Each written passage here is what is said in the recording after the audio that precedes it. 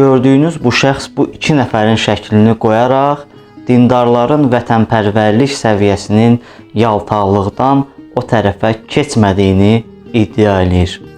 Biz bu insana çox cavab verə bilərik.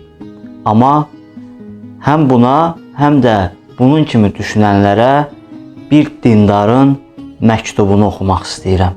Atama və anama məktub. Canım atam və anam, məndən sarı darıxmayın. İnşallah cənnətdə görüşəcəyik. Mənim üçün bol-bol dua edin. Vətənin dar günündə ürəyim dözmür. Allaha xatir bunu etməliyəm.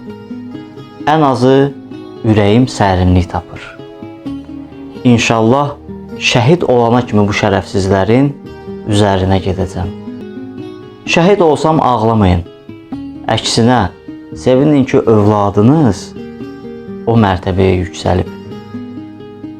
Allaha ibadətlərinizi dəqiq yerinə yetirin. Çoxlu sədəqə verin.